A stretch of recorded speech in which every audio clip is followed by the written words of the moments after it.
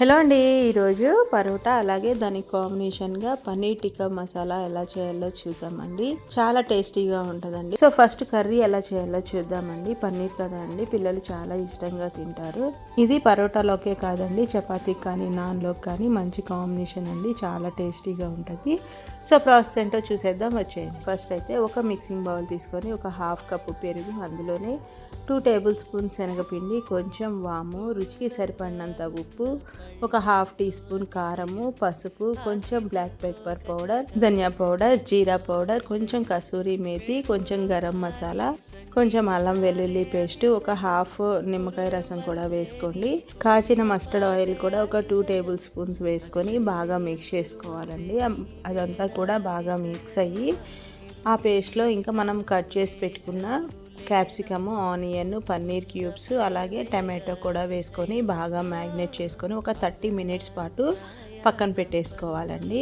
అప్పుడైతే మసాలాలన్నీ కూడా చక్కగా పన్నీర్కి పడతాయి, బాగుంటుంది. సో నెక్స్ట్ ఒక ప్యాన్ తీసుకొని అందులో 2 టేబుల్ స్పూన్ ఆయిల్ వేసుకోవాలండి. ఆయిల్ కొంచెం హీట్ అయిన తర్వాత మనం మ్యాగ్నేట్ చేసుకున్న పన్నీర్ మసాలా ఉంది కదండి, దాన్ని కూడా వేసేసి ఒక 5 మినిట్స్ అట్లా వేయించుకోవాలండి. లో ఫ్లేమ్లో పెట్టుకొని వేయించుకోవాలి, లేదంటే అడుగంటిపోతుంది. సో మిక్స్ చేసుకుంటూ ఫ్రై చేసుకోవాలి.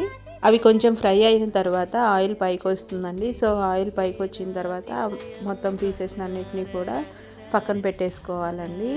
పక్కన తీసేసుకొని నెక్స్ట్ అందులోనే అదే ప్యాన్లో మనం సన్నగా చాప్ చేసుకున్న ఆనియన్స్ వేసుకోవాలండి. ఒక 2 మీడియం సైజ్ ఆనియన్స్ బాగా సన్నగా చాప్ చేసుకొని వేసుకోండి.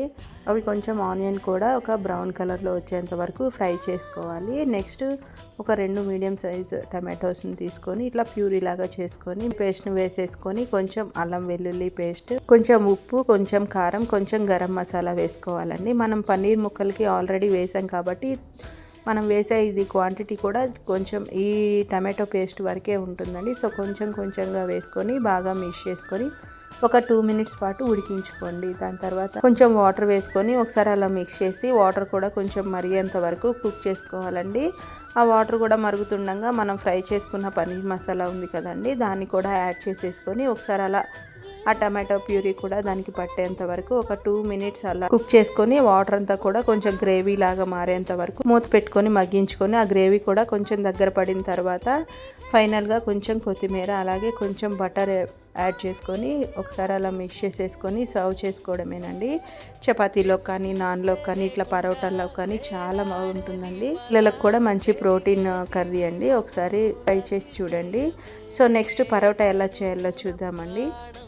ఒక మిక్సింగ్ బౌల్ తీసుకొని అందులో ఒక 2 కప్స్ వరకు మైదా వేసుకోవాలండి. అందులోనే రుచికి సరిపడినంత ఉప్పు, ఒక టేబుల్ స్పూన్ పంచదార, 2 టేబుల్ స్పూన్లు ఆయిల్ వేసుకొని బాగా మిక్స్ చేసుకోవాలండి. ఆయిల్ కూడా పిండిలో బాగా కలిసిపోయిన తర్వాత కొంచెంగా వాటర్ వేసుకుంటూ బాగా సాఫ్ట్గా కలుపుకోవాలండి. పిండి అనేది మరీ గట్టిగా కలుపుకోకూడదండి, సాఫ్ట్గా ఉండాలి. సో కొంచెంగా వాటర్ యాడ్ చేసుకుంటూ సాఫ్ట్గా కలుపుకొని ఒక 5 మినిట్స్ అట్లా నీట్ చేయాల్సి ఉంటుందండి. ఎంత బాగా నీట్ చేసుకుంటే పరోటాలు అంత సాఫ్ట్గా వస్తాయి. సో బాగా నీట్ చేసుకొని పిండి అనేది డ్రై అవ్వకుండా గట్టి పడకుండా పైన ఆయిల్ వేసుకొని ఆయిల్ మొత్తం స్ప్రెడ్ చేసుకొని కవర్ చేసుకోవాలండి. ఒక 1 అవర్ పాటు నానబెట్టుకోవాలండి.